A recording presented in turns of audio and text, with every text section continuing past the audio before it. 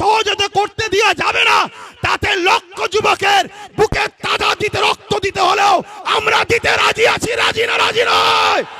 কিন্তু এরপরেও আগামী দিন শুধু রাস্তায় দাঁড়িয়ে দাঁড়িয়ে আমরা লড়াই করব কেন? রাস্তায় দাঁড়িয়ে দাঁড়িয়ে কতবার চিল্লাবো?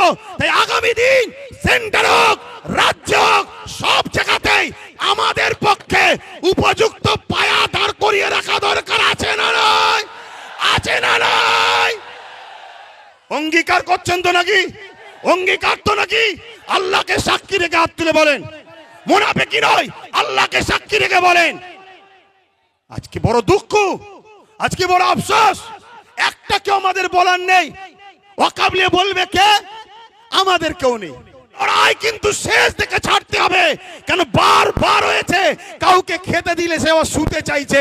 অতএব এই জায়গা শেষ আমাদেরকে করে ছাড়তে হবে। তাই আপনারা এই জায়গা থেকে পিছপা হওয়ার ব্যাপার নেই। আগামী দিন বিভিন্ন জায়গায় করে করে কলিকাতার রাজপথও আমরা নামবো। কলিকাতায় করার পর পুরো দেশ জুড়ে বিভিন্ন জায়গায় আন্দোলন চলছে। সবাই আমরা একসাথে হয়ে অন্য রাজ্যের মানুষদের এক হয়ে আমরা যাব দিল্লিতে। রাজি আছেন না নয়? দিল্লিতে শুধু চিল্লাতে যাব না, দিল্লিতে শুধু চিল্লাতে যাব না। যারা সংবিধান ও দেশকে মিটাচ্ছে তাদেরকে নামাতে আমরা যাব। রাজি আছে? এই মাথা যেন মনে থাকে। ধোঁকাবাজি করলে হবে না। জন্মেছি যখন মরবো একদিন। ইনসাফের জন্য লড়বো, মানবতার জন্য লড়বো, দেশের জন্য লড়বো, সংবিধানের জন্য লড়বো। নিজের মাতৃভূমির বসবাসকারী গরিব হিন্দু, দলিত, আদিবাসী, সাঁওতাল, বাগদি সবার জন্য আমরা লড়বো। এতে আপনারা প্রস্তুত আছেন না নয়? আছেন না নয়? আজকে কেন্দ্রে বিজেপি সরকার 2014 থেকে আসার পর বলুন আমার হিন্দু ভাইদের জন্য কটা চাকরির ব্যবস্থা করেছে? আজকে রেলকে বিক্রি করে দিল। রেলে হকারি করে কারা? 100-র মধ্যে 95টা হিন্দু ভাইরা। আজকে এলআইসি কে বিক্রি করে দিল। এলআইসি চাকরি করে কারা? 100-র মধ্যে 100টাই হিন্দু ভাইরা। কেন? এলআইসি সুদ আমাদের জন্য হারাম, মুসলমান করে না। আজকে এয়ারপোর্ট বিক্রি হয়ে গেল। দেশটাকে অর্ধেকের বেশি বিক্রি করে দিয়েছে। কিন্তু এতদিন ধরে পাকিস্তান পাকিস্তান পাকিস্তান দেখি আমার সরল প্রাণ ভারতীয় হিন্দুদের ভোটকে লুটেছে। পাকিস্তান আর খাচ্ছে না, একটা সাজানো নাটক চলছে। আমি হিন্দু ভাইদেরকে শ্রদ্ধার সাথে বলছি, তোমরা আমার ভাই, আমিও তোমাদের ভাই। এদেশ তোমাদের যতটা, এদেশ শিখ পাঞ্জাবি সবার যতটা, তোমার এই ভাইয়েরও এদেশে অধিকারও ততটা। আজকে বলুন আমার হিন্দু ভাইরা, দূরে কাছে যেখানে আছেন, আর আপনারাও শুনুন, ভ্রাতৃত্ব তৈরি করুন, মানববন্ধন তৈরি করুন, উত্তম আখলাক তৈরি করুন, উত্তম আদর্শ তৈরি করুন, ধর্ম হৃদয়ে রাখুন। বাইরে আপনি মানুষ, এই মানুষের পরিচয় নিয়ে চলুন। ধর্ম বাইরে নেবেন না। ধর্ম বাজারে খোলার জিনিস নয়, ধর্ম মার্কেটে নিলাম করার জিনিস নয়, ধর্মে হই হই করার জিনিস নয়। ধর্ম তো আস্থার জিনিস, ধর্ম তো ভালোবাসার জিনিস, ধর্ম নিলামে তোলার জিনিস নয়, ধর্ম কম্পিটিশনের জিনিস নয়। ধর্ম বাঁচাবার জন্য তরোয়াল অস্ত্র লাগে না। ধর্ম বাঁচাবার জন্য তোমার একটা ভালো মন, ভালো হৃদয় দরকার, যে হৃদয়ে তোমার ধর্মটা বাঁচবে। আমি আর একটা তথ্য বলে যাচ্ছি, আপনাদের ঘরেও বলছি এবং আমার হিন্দু ভাইদের ঘরেও বলছি। কেন এটা বলতে চাইছি? কেন দেশটাকে বাঁচাতে হবে। দেশটা বাঁচাতে হবে। দেশটা হলো একটা বট গাছ বা একটা যে কোনো গাছ। এই গাছটা বেঁচে থাকবে ততক্ষণ যতক্ষণ এর শিকড় গুলো সুরক্ষিত থাকবে। ঠিক না বেঠিক? এর শিকড় গুলো, এর একটা শিকড়ের নাম হিন্দু, একটা শিকড়ের নাম মুসলমান, একটা শিকড়ের নাম শিখ, একটা শিকড়ের নাম আদিবাসী, একটা শিকড়ের নাম দলিত, একটা শিকড়ের নাম সাঁওতাল। বিভিন্ন এক একটা শিকড় সবকটাই গাছের জন্য কিন্তু মজবুত। যদি একটা শিকড় কেটে যায়, মূলত আমার দেশ অর্থাৎ গাছটা দুর্বল হবে, দেশটা দুর্বল হবে। আজকে হিন্দুর দরদ দেখাচ্ছে কেন্দ্র সরকার, বাংলাদেশ নিয়ে বড় মিডিয়া গরম করছে, বাংলাতে অশান্তি তৈরি করছে। কিন্তু আমি জানতে চাই, আমাদের পাশে নেপাল 95% হিন্দু, সেই দেশের সঙ্গে ভারতের সম্পর্ক ভালো নেই কেন? কেন্দ্র সরকারকে জবাব দিতে হবে। কথা বলুন, জবাবের দরকার আছে না নাই? তুমি যদি এতই হিন্দু দরদি সরকার হও, এতই যদি হিন্দুদের ভালোবাসো, তাহলে জবাব দাও। যখন ডোনাল্ড ট্রাম্প আহমেদাবাদ স্টেডিয়ামে উদ্বোধন করতে আসছিল, রাস্তার দুদিকে গরিব হিন্দুদের বাড়িগুলোকে যাতে ডোনাল্ড ট্রাম্প দেখে ফেলে বড় পর্দার আড়াল করে দিয়েছিল কেন? তারা কি মানুষ নয়? তারা গরিব হয়েছে বলে কি মানুষ নয়? মনে রাখবেন, এ সব রাজনীতির রুটি শাখার চক্রান্ত। তাহলে আজকে 95% নেপালের সঙ্গে ভারতের সম্পর্ক নেই।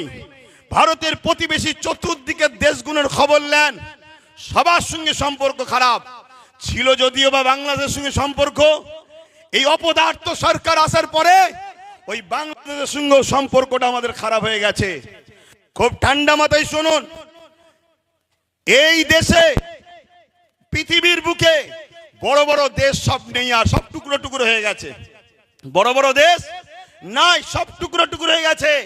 বড় দেশের মধ্যে আমার দেশ, আমার মাতৃভূমি, আমার হিন্দুস্তান একটা বড় দেশ আছে, আর একটা হলো চীন বড় দেশ আছে। নিশ্চয়ই আপনারা জানেন, চীন আমার ভারতবর্ষের একটা বড় অংশকে দখল করে নিয়েছে, বড় একটা জায়গাকে দখল করে নিয়েছে। সেই জায়গাতে তার প্রতিবাদ না করে আজকে মধ্যে মানুষে মানুষে বিভাজন তৈরি করতে চাইছে।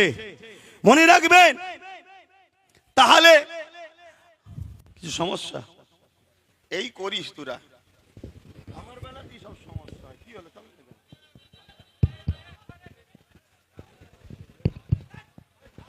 আস্তে আস্তে আস্তে ধৈর্য ধরতে হবে। ডিসিপ্লিন সব থেকে বড় জিনিস। এ লড়াই আজকে শেষ নাকি? নিশ্চয়ই আমি আওয়াজ দিচ্ছি, শুনেছেন তো নাকি? হ্যাঁ, আমি এখান থেকে প্রকাশ্য বলে যাচ্ছি, এতে আমার হিন্দু ভাইয়েরা ভুল বুঝ। বাবরি মসজিদ ছিল, আছে, থাকবে। বাবরি মসজিদকে নতুন করে আমরা তৈরি করব, বলুন ইনশাল্লাহ, বলুন ইনশাল্লাহ। তবে বাবরি মসজিদ তৈরি করতে গিয়ে রাম মন্দির ভাঙতে লাগবে নাকি? না। কেন লাগবে না? যেখানে বাবরি মসজিদ ছিল ওখানে ফাঁকা আছে, ওখানে রাম মন্দির করেনি। এ তো বোকা বানিয়েছে আমার হিন্দু ভাইদের করে।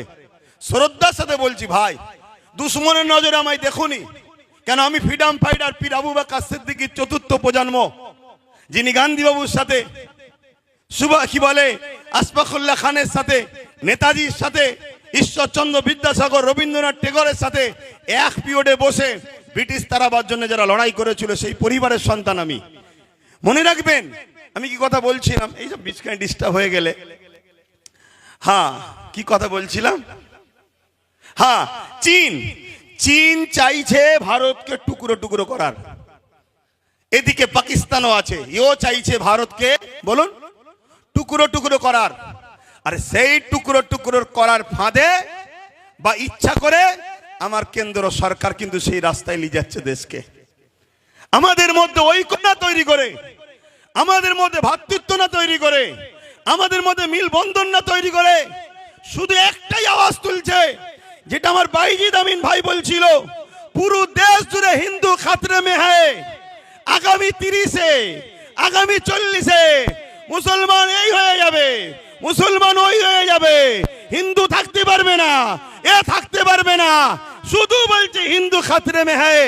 শুনুন আমার হিন্দু ভাইরা, দেশের প্রধানমন্ত্রী হিন্দু, স্বরাষ্ট্রমন্ত্রী হিন্দু, রাষ্ট্রপতি হিন্দু, প্রত্যেকটা রাজ্যের CM Hindu, DM Hindu, BDO Hindu, জজ কোর্টের মেন যারা বিচারপতি তারাও হিন্দু, সেনাপ্রধান হিন্দু, সব জায়গায় হিন্দু থাকার পরেও যদি হিন্দু খাতরে মে হয়, হিন্দু ভাইদের আন্দোলন করা দরকার। তোদের মতো হিন্দুকে রেখে লাভ নাই। দেশের প্রধানমন্ত্রী কোনো মুসলমানকে করবো আমরা। সব জায়গায় তোরা, সব জায়গায় তোরা, তারপরেও বলছি আমরা খাতরাই। তোদের মতো হিন্দু প্রধানমন্ত্রী দরকার নেই, তোদের মতো হিন্দু স্বরাষ্ট্রমন্ত্রী দরকার নেই। আমরা দরকার এপিজে আব্দুল কালামের মতো মুসলমানকে প্রধানমন্ত্রী তৈরি করব, মৌলানা আব্দুল কালামের মতো প্রত্যেকটা রাজ্যে সিএম বানাবো। এটা আমার হিন্দু ভাইদের, মুসলিম ভাইদের, সবাই আমার দেশকে বাঁচাবার জন্য আওয়াজ তোলা দরকার আছে না নাই? শুধুমাত্র একটা ড্রামা, শুধু একটা নাটক, একটা তো কিছু খোরাক দরকার। 26-এ ভোট আসছে, খোরাক তো দরকার।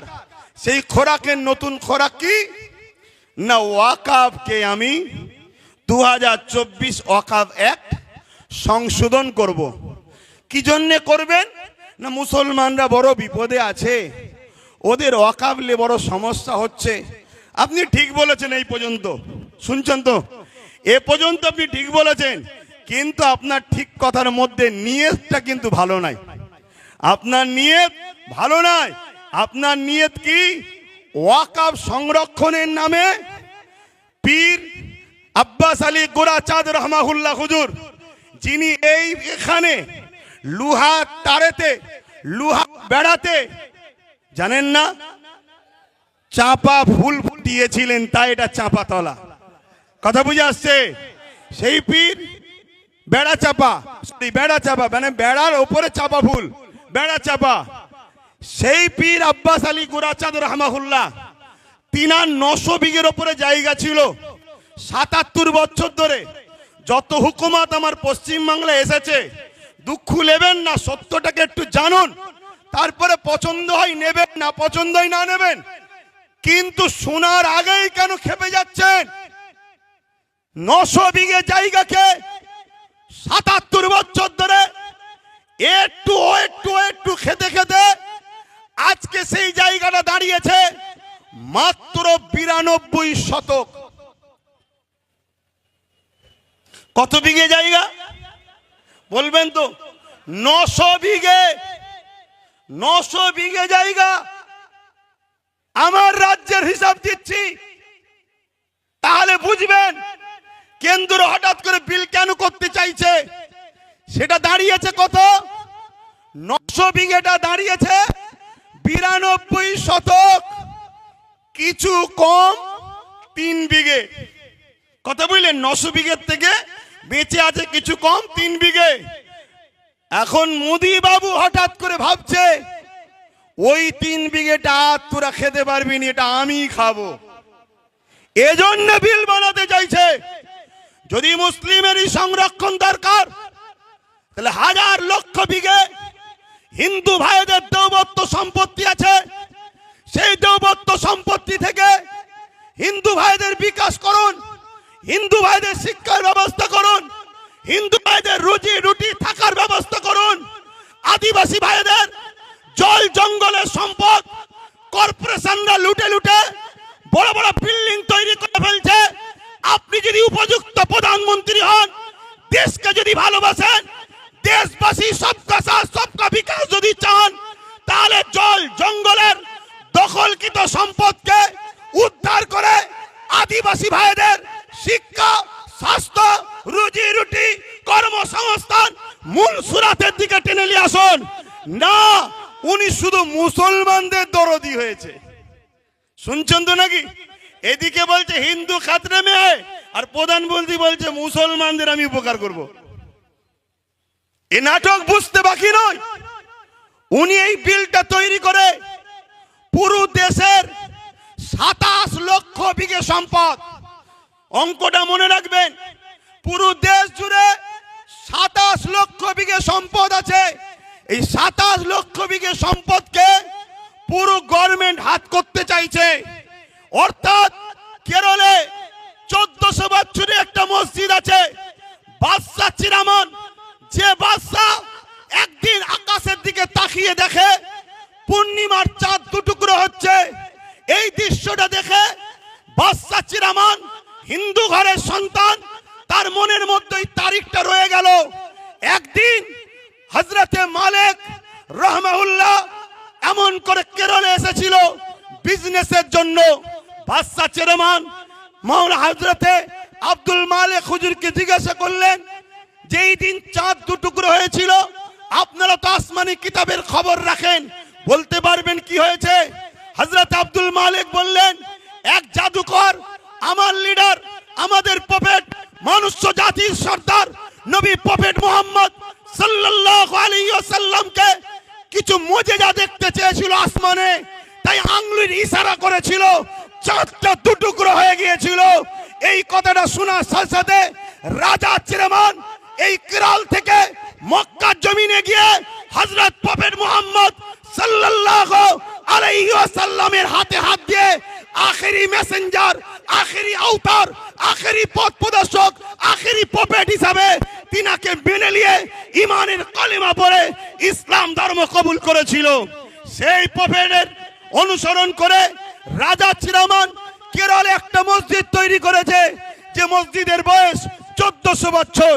এই 1400 বছরের মসজিদ প্রমাণ দিচ্ছে ভারতবর্ষে মুসলমান স্বাধীনতার পরে বাংলাদেশ থেকে নয়, আফগান থেকে নয়, পাকিস্তান থেকে নয়, এ ভারতের বুকে 1400 বছর ধরে আছে। তার প্রমাণ হলো কেরলের মসজিদ। 1400 বছর আজান হচ্ছে, 1400 বছর নামাজ হচ্ছে। যে মুসলমানদের ভারতবর্ষে পরিচয় 1400 বছরে থাকতে পারে, এই 14 দিনের সরকার এনআরসি করে আমাদেরকে তাড়ানো অসম্ভব হচ্ছে। এই ওয়াকফকে কবজা করে, ওই মসজিদকে প্রমোটিং করে, বিক্রি করে তোমার আমার প্রাচীন ঐতিহ্যকে মিটিয়ে তোমাকে আমাকে প্রমাণ করতে চাইছে স্বাধীনতার পরে এসেছো, তারপরে এনআরসি করে তোমাকে আমাকে হত্যা করবে। মাথায় ঢুকছে? বক্তব্য শুনছেন? কেন আমি অনেক ঠান্ডা মাথায় চিন্তা করছিলাম, আরে ওয়াকফ তো সবাই খেয়েছে, ওয়াকফের মধু চাকতে এমন কেউ তো নাই।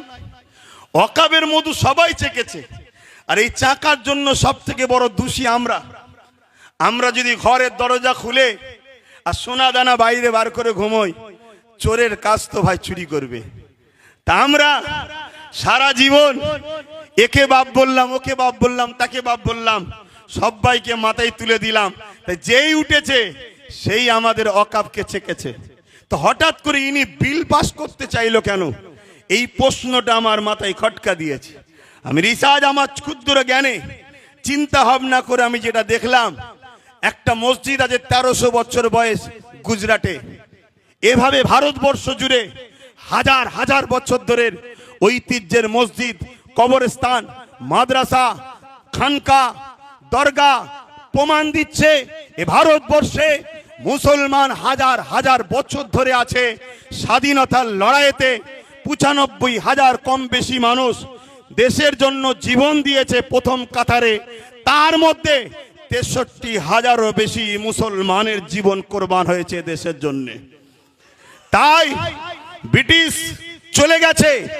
আজ চাইনিজ যদি মনে করে আমার দেশকে লুটবো, আমার দেশকে মিটাবো, চাইনারাও জানে এরা খালেদ বিন ওলীদের উত্তরসূরি। এরা জানে এরা হযরতে সিদ্দিক আকবরের উত্তরসূরি, ফারুক আজমের উত্তরসূরি, হযরতে মৌলা আলীর উত্তরসূরি। অতএব এরা থাকা অবস্থায় ভারতের ক্ষতি পৃথিবীর কোনো দাদা করতে পারবে না। তাই বড় প্ল্যান করে আজ ক্ষমতাশালী যারা, তাদের দ্বারা বিভাজন তৈরি করার ষড়যন্ত্র করছে। মনে রাখবেন, এই লড়াই আমাদের সাংবিধানিক অধিকার লড়াই। আমার আগে বাইজিৎ ভাই বলছিলেন 1947 আইন তৈরি হয়ে গেছে ভারতবর্ষে। আজকের দিন থেকে যেটা মন্দির মন্দির থাকবে, যেটা মসজিদ মসজিদ থাকবে, যেটা গির্জা গির্জা থাকবে, ওখানে তুমি হাত আর দিতে পারবে না। কিন্তু দুঃখের বিষয়, কোর্টের মধ্যে কিছু জজ হয়েছে, তারা আজকে মুখ চাওয়াচাই করে দেখে, আইনকে দেখে না, আইনকে তারা রেখে দিয়েছে। তাই বোম্বাইয়ের এক মসজিদে সার্ভের নামে নোটিশ যেই দিয়েছে, 1.5 ঘন্টার মধ্যে নোটিশ ধরিয়ে দিয়েছে সার্ভের। সেই সার্ভে করতে গেল, মসজিদ কমিটি হেল্প করলো, সার্ভে হয়ে গেল। পরের দিন সকালবেলা সকাল 6টায় আবার গেছে। কেন? গতকাল তো সার্ভে করলেন, আবার আজকে আসছেন কেন? না, একটা অশান্তি লাগাতে হবে, একটা ফিতনা লাগাতে হবে। গতকালকে হয়নি, ওই অশান্তি হলো।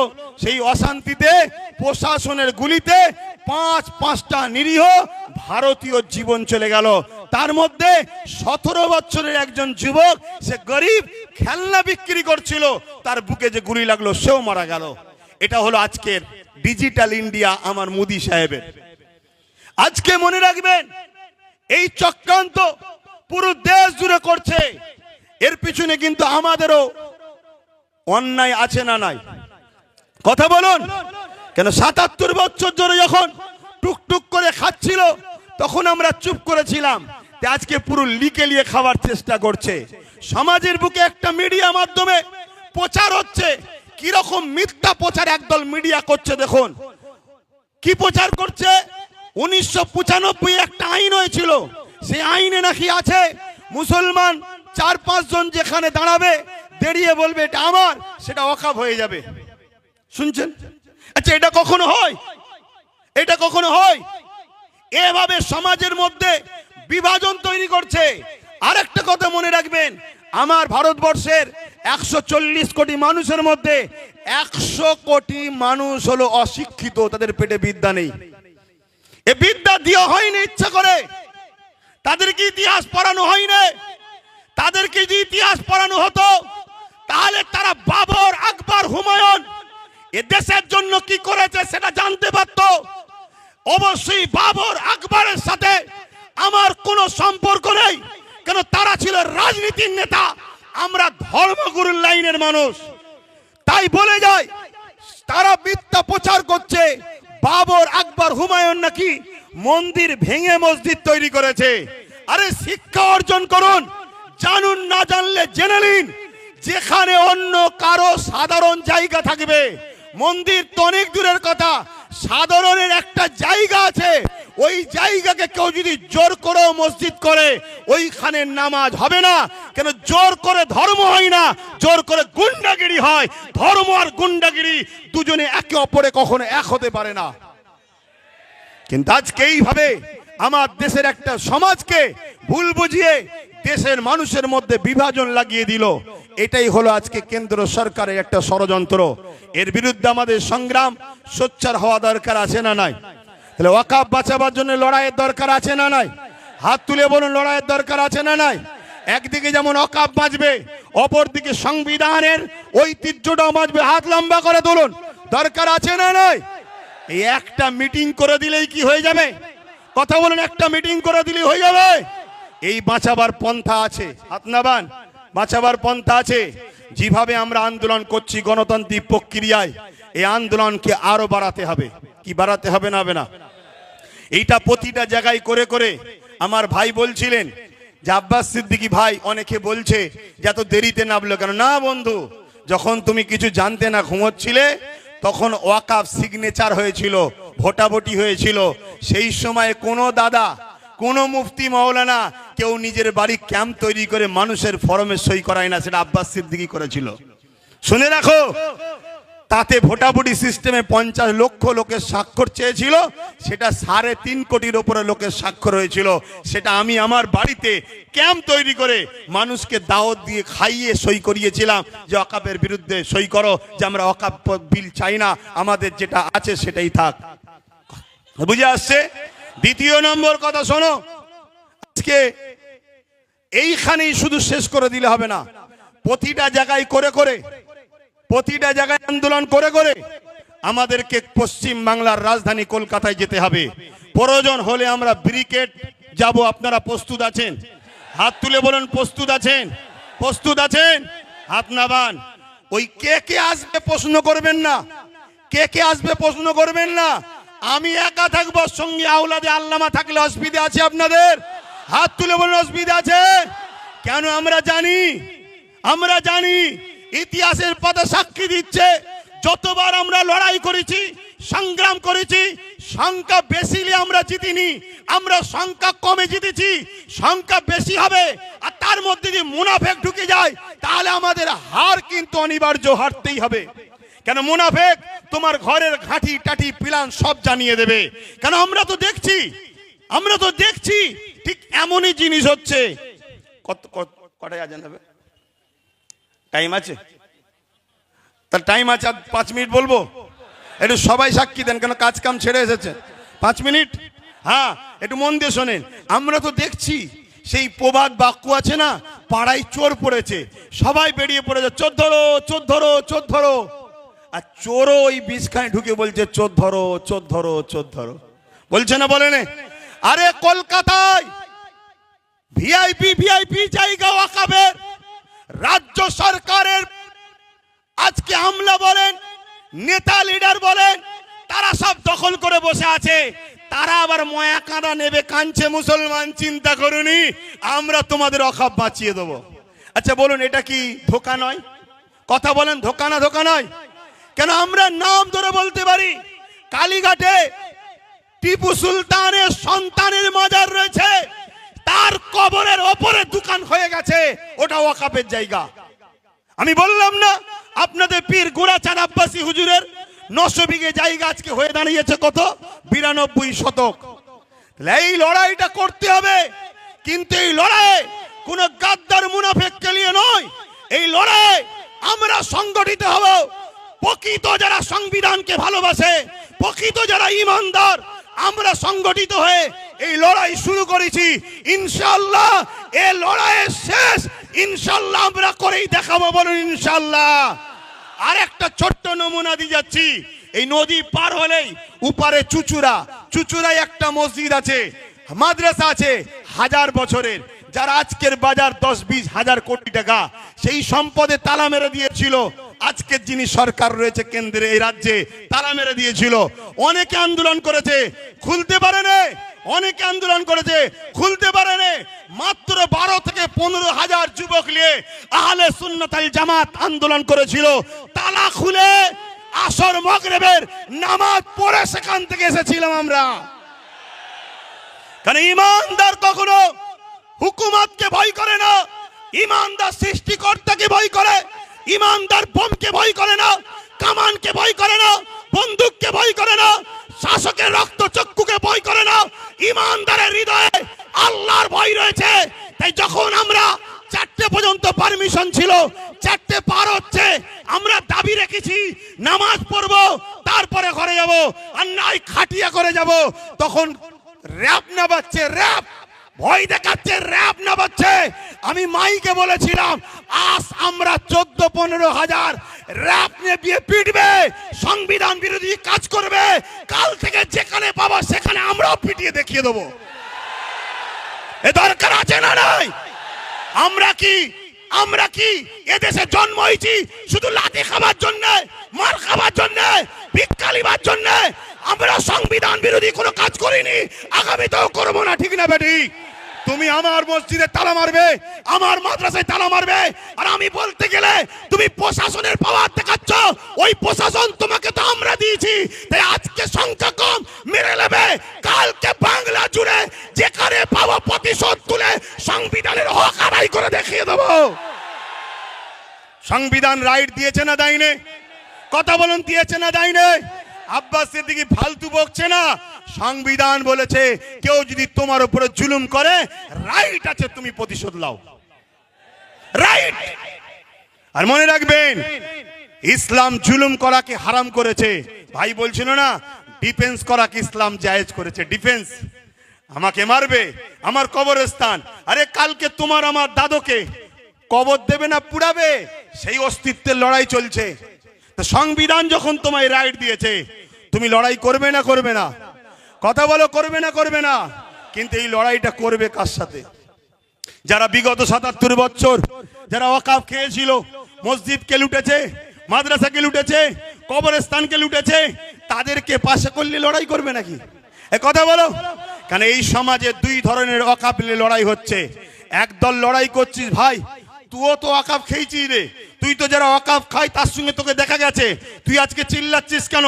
সে বলছে ভাই বুঝিস না কেন, এ তো ভাগ দিত, মুদি নিলে ভাগ দেবে না, তাই তো লড়াই করতে নেমেছি।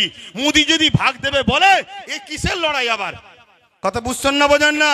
আর এক দল লোক লড়াই করছে, আলহামদুলিল্লাহ আল্লাহকে সাক্ষী রেখে বলছি লড়াই করছি আমার ইমানের অস্তিত্ব, আমার দ্বীনের অস্তিত্ব, আমার সংবিধানের উপরে কেন্দ্র সরকার হাত দিয়েছে, তাই ইমানের দায়িত্বে লড়াই করছে। তো ভাইরা আমার, তাই বলবো লড়াই করতে হবে। তাহলে এই ডাক আগামী দিন ঘুরতে ঘুরতে বাংলার অলিতে গলিতে আমি দেখছি ভাইরা যদি চান, আপনারা যদি চান আগামী দিন বাংলা রাজধানী ব্যারিকেড হবে, রাজি আছেন তো নাকি? রাজি আছেন তো নাকি? হাত নামান। ধোকা দেবেন না তো? ধোকা দেবেন না তো? কেন ধোকা অনেকে দিয়েছিল বলে মন খারাপ করে চুপ করেছিলাম। ভাই অনেক বুঝিয়েছে, 2 জন দিয়েছে বলে 500 জনকে আপনি কষ্ট দিচ্ছেন কেন? কথা ঠিকই, কিন্তু যার দিল ভাঙে সে কষ্টটা সে বোঝে। কিন্তু আজ আবার আপনাদের স্বার্থে দেশের স্বার্থে, নিজের অস্তিত্ব, নিজের ধর্মীয় স্বাধীনতার অস্তিত্বের স্বার্থে আমি আবার নেমেছি, ধোকা যেন না হয়। মনে রাখবেন, আর একটা বিষয় বলে যায়, আপনারা তো অকাবলিয়ে তো সব শুনলেন, সবাই বক্তব্য দিল, আর একটা কথা শুনবেন না? মাদ্রাসা ধ্বংসের মুখে, জানেন মাদ্রাসা ধ্বংসের মুখে জানেন গত বছর দায়িত্ব নিয়েছে রাজ্য সরকার। তার আগে পর্যন্ত মাদ্রাসা পরীক্ষায় একটা সিলেবাসে যে নম্বর হবে মার্কশিটের, তাতে একটা কোরআনের বলে পাঠ থাকতো, অর্থাৎ কোরআনে কত নম্বর পেয়েছে। এই বছর থেকে সেটাকে পাওয়া যাচ্ছে, মার্কশিট ছেড়েছে, তার মধ্যে কোরআন কথাটাকেই তুলে দিয়েছে।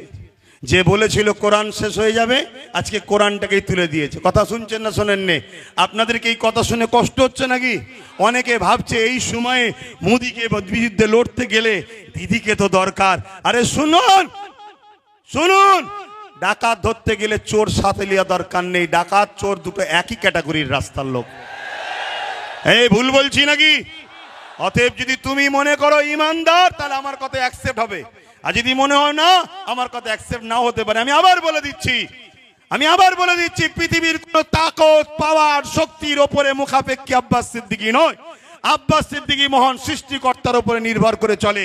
তাই হক কথা বলছি, আমার মাদ্রাসার সিলেবাসে মার্কশিটে কোরআনের যে জায়গা ছিল সেই পাঠটাকেই তুলে দেওয়া হয়েছে এই রাজ্যে। তোমরা জানো 10,000 শিক্ষা প্রতিষ্ঠানের নামে আজকে 300 কম বেশি 350-র উপরে 400-র উপরে শিক্ষা প্রতিষ্ঠান কোনো ধ্বংসের মুখে, সেটাই তো তোমরা খবর রাখো না। তাহলে মাদ্রাসা শিক্ষা বাঁচাবার জন্য এ দায়িত্ব আমাদেরকে নিতে হবে না? হবে না? তারপরও এই মঞ্চ থেকে বলছি, গত 24-এ 39টা এমপি রাজ্য সরকারকে বাংলার মানুষ দিয়েছে না দেয়নি? আওয়াজ দিয়ে বলুন, দিয়েছে না দেয়নি? তারপরও বলছি, 39টা এমপিকে বাংলা সরকারকে রাজ্যের মানুষ দিয়েছে। 39টা এমপি এই ওয়াকফ বিলের বিরুদ্ধে যেদিন মিটিং হবে, সেদিন ওর ভেতর থেকে অকবাল নিয়ে পালালে হবে না, পুল বুক চিতিয়ে লড়াইয়ের নমুনা আমরা দেখতে চাইছি। ঠিক না বেঠি? একটা সুযোগ আবার দিচ্ছি, ওই দিন যদি লড়াই ঠিকভাবে হয় তাহলে জানবো একটু হয়তো শুভ বুদ্ধি হচ্ছে, তাহলে নতুন করে পরে ভাবা যেতে পারে, তাও ক্লিয়ার নয়। ঠিক না বেঠিক গো? কিন্তু আমরা দেখতে চাই। আওয়াজ দিয়ে বলুন, দেখার দরকার আছে না নয়? দেখার দরকার আছে না নয়? আমি বলেছিলাম, আজকে আমার কথা মনে পড়ছে না, পড়েনি, আমি বলেছিলাম যে চেয়ারের একটা পায়া দরকার, বলেছিলাম না? আজকে বলুন তো, পুরো দেশ জুড়ে যদি আমাদের গোটাকুড়ি যদি থাকতো, সেটা আমার কথা বলছি না, হ্যাঁ 29টা এমপি আমরা বাংলা থেকে দিয়েছি না দিইনি? কথা বলেন, আপনারা দিয়েছেন না দেননি? তাহলে আজকে দেখার দিন এসেছে সে কি করে। কারণ আইন তো হচ্ছে সেখানে আপনি যদি বিরোধী হন, তাহলে সেখানে লড়াই করছেন না, রাজপথে নেমে মুসলমানকে বোকা বানাচ্ছেন কেন? কি গো, বলা ভুল হচ্ছে নাকি? আওয়াজ দিয়ে বলো, বলা ভুল হচ্ছে? আরো জোরে শুনতে চাই, বলা ভুল হচ্ছে? তাহলে সেই জায়গায় তো দেখানো দরকার। মনে রাখবেন, আমি বলেছিলাম, আজকে আফসোস হচ্ছে না হয়নি? যদি টোটাল ভারত মিলিয়ে গোটাকুড়িও যদি আমাদের থাকতো উপযুক্ত, যেমন আমাদের বিধানসভায় একটাই উপযুক্ত আছে, নওশাদ সিদ্দিকী, নাম শুনেছেন না শোনেননি? গত 4-5 দিন আগে এই ওয়াকফে বিধানসভায় কথা উঠেছিল, সব মুখে চুপ করে আছে। যারা কলকাতায় বিশাল জমায়েত করে চিল্লাচ্ছে, সিনিও চুপ করেছিল, কিন্তু নওশাদ সিদ্দিকী সেখানে চোখে চোখ রেখে প্রতিবাদ করেছে, সেখানে আওয়াজ তুলেছে। তাহলে আমি বুঝাতে চাইছি, এভাবে যদি পুরো দেশ জুড়ে আমাদের গোটাকুড়ি যদি এমপি থাকতো, যখনই বলেছিল ওয়াকফ সংশোধনের নামে এই বিল হবে, ওই গোটাকুড়ির মধ্যে থেকেই একজন উঠে চেয়ারটা ছুঁড়ে প্রথম মার, কেন তুই দেশের সংবিধানের বিরুদ্ধে কথা বলছিস। কিন্তু আমাদের তো কেউ নেই বাপ, আমাদের তো কেউ নেই, সব হাতছাড়া করে ফেলেছি। আজ শপথ নেন, আমাদের ভুল যদি ভাঙে, সময় যদি আসে, মাদ্রাসা সংরক্ষণ, মাদ্রাসা বাঁচাবার জন্য বলবে কে? আমাদের কেউ নেই। ওবিসি বোঝেন? ওবিসি বোঝেন? আকসার লোক তো ওয়াকফ জিনিস কি সেটাই বোঝে না। ওবিসি বোঝেন? ওবিসি হলো একটা সংরক্ষণ, যার মাধ্যম দিয়ে দু একটা হলেও মুসলমান চাকরি পাচ্ছিল, সেই ওবিসিটাকে বড় প্ল্যান মাফিক গোঁজামিল করে সংরক্ষণ দেওয়ার জন্য সেটা আজকে কেস হয়ে বন্ধ হয়ে যাওয়ার জন্য 400-র উপরে মুসলিম ডাক্তার তারা বসতে আর পারলো না পরীক্ষায়, তাদের লাইফটা বরবাদ হয়ে গেল এই ওবিসির কারণে। এগুলোকে আপনাদের জানতে হবে। তাই আমি শেষ করছি বক্তব্য, এখানে একটা শেষ কথা বলে যাই। নিশ্চয়ই আপনারা শুনেছেন সুলতান হিন্দ গরিবে নওয়াজ খাজা মঈনুদ্দিন আজমিরি জিনার দরবারে আমরা লক্ষ লক্ষ মুসলিম হিন্দু সবাই যাই। আর গত 14 বছর ধরে আমার দেশের প্রধানমন্ত্রী তিনিও চাদর পাঠাচ্ছে। আরে কত বড় আপনি নিমক হারাম, আপনি নিজে চাদর পাঠিয়ে সেই বাজারটাকে আজকে ভাঙার চক্রান্ত করছে। আমি যুব সমাজকে জানতে চাই, শুনে রেখে দাও, গরিবে নওয়াজ তিনি যিনি তিনার ইশারায় ঘোড়া বসেছিল, সেই ঘোড়াকে তোলার এমন করে সেই সময় ক্ষমতাশালীদের ক্ষমতা হয়নি। আজকে গরিবে নওয়াজের মাজারকে যারা তুলতে বলছে, প্রয়োজন হলে আমরাও এখান থেকে হুজুরের রওজাতে যেতে রাজি আছি না নয়? সত্যি করে বলুন, রাজি আছি না নয়? উঠে দাঁড়ান, কারা যেতে পারবেন? উঠে দাঁড়ান, উঠে দাঁড়ান, কারা যেতে পারবেন? দিল থেকে বলছেন যেতে পারবেন, যেতে পারবেন। এলো আমি সংক্ষেপ করছি, কষ্ট দিলাম আপনাদেরকে, কষ্ট দিলেন। আমি যখন কথা বলি এখান থেকে নয়, এখান থেকে কথা বলি, তা আমার কথা বাপ ওই তেল মাখালু হয় না। তাই হয় চুপ করে যেতে বলেন, চুপ করে যাব, আর নাই কথা বলবো।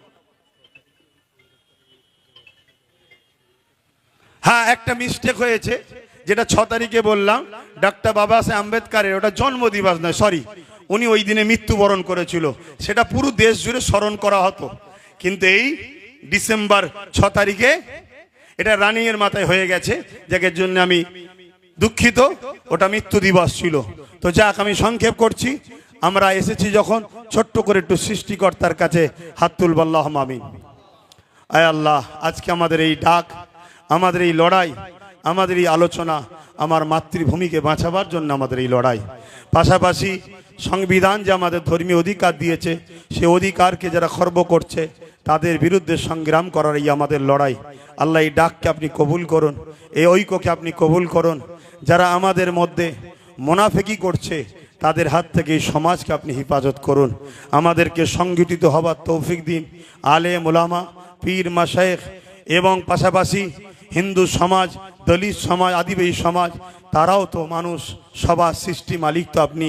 সবার মধ্যে মানববন্ধন দিন, সবাইকে খুশিতে হাসিতে রাখুন, সবাইকে ফলে ফুলে ভরিয়ে রাখুন, সবাইকে মহান মাতৃভূমিতে হাসি খুশিতে রাখুন। আজকে যারা বাড়তে চাইছে আমাদের মধ্যে, দেশকে দুর্বল করতে চাই যারা আমাদের মধ্যে, সে সেন্টার হোক রাজ্য হোক, উভয়ের হাত থেকে দেশ ও রাজ্যকে আপনি হেফাজত করুন। সবার পেটে ভাত, সবার পরনের কাপড়, সবার মুখে হাসি, সবার বাচ্চাদের শিক্ষার সুব্যবস্থা তামাম কায়নাতের সৃষ্টিকর্তা আপনি হেফাজত করার তৌফিক দান করুন। আজকের আমাদের এই ব্যবস্থা যারা করেছে, প্রত্যেকের এই ব্যবস্থা করার পরিশ্রমকে কবুল করেন। আল্লাহ, যারা এসেছে প্রত্যেকের আশাকে কবুল করেন।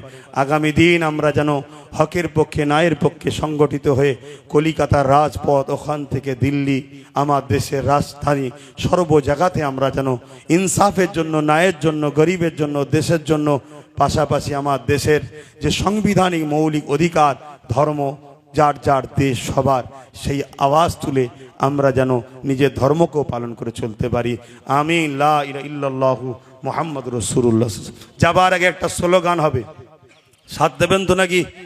আপনারা আমার সাথে বলুন, ধর্ম যার যার, বলুন বলুন, ধর্ম যার যার।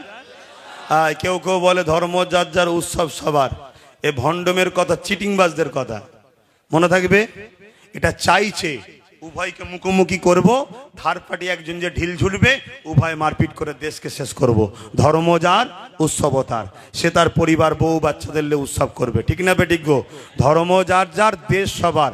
বলুন ধর্ম যার যার, আরো জোরে বলুন ধর্ম যার যার, ধর্ম যার যার। নারে তাকবীর, নারে তাকবীর। ভারতবর্ষ, ভারতবর্ষ, ভারতবর্ষের সংবিধান ডক্টর বাবা সাহেব আম্বেদকর, নারে তাকবীর। এবারে একটু হাত তুলে বলতে হবে, আমি বলবো লব্বাইক, আপনারা বলবেন ইয়া রাসূলুল্লাহ। নবী ছাড়া তো আমরা মরা নাকি? লব্বাইক, লব্বাইক, লব্বাইক, লব্বাইক লব্বাইক না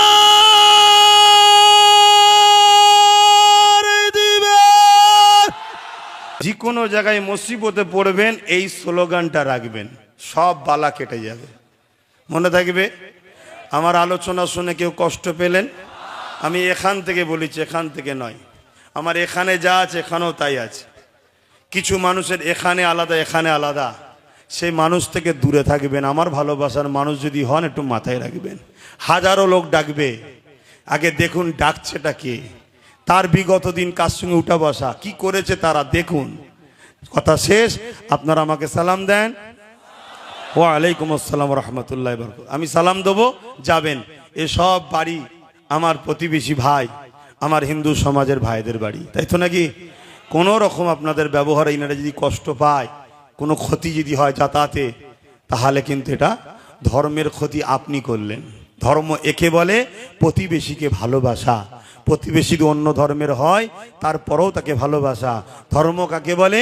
ক্ষুধার্তকে খানা খাওয়ানো, এর নাম ইসলাম। তাই কেউ যদি বলে ধর্ম বাঁচাতে তরোয়াল লাগবে, আমি আপনাদের বলবো ধর্ম বাঁচাতে গেলে হুজুর পাক সাল্লাল্লাহু আলাইহি সাল্লামের সুন্নাত জীবনীকে পড়ুন, হৃদয়ে হুজুরকে রাখুন, হুজুরের সুন্নাত অনুযায়ী চলুন। আজকে যেমন আমেরিকা দলে দলে ইসলামে আসছে, ব্রিটেন আসছে, জাপান আসছে, সিরিয়া আসছে, একটা সমীক্ষা তৈরি করেছে আমার ভারত, ওই সমীক্ষাতে এদের মাথা ঘুরে গেছে। আমি ইশারা শুধু দিয়েছি, 50 লক্ষের উপরে নতুন করে এসেছে ইসলামে। শুনছেন তো নাকি? সরকার তো তুই, তাহলে কে জোর করে তরোয়াল দিয়ে বোম দিয়ে আনলো নাকি, না বন্দুক ধরে? এসব পেট গরমের কথা আমাদেরকে শোনায়। আমি কথা শেষ করছি। আসসালামু আলাইকুম ওয়া রাহমাতুল্লাহি ওয়া বারাকাতুহু। আপনারা আস্তে আস্তে যাবেন, কেউ মুসাফার জন্য দাঁড়াবেন না। আস্তে আস্তে যান, আস্তে আস্তে যান। যারা দায়িত্বে আছেন সভাপতিত্ব করছেন।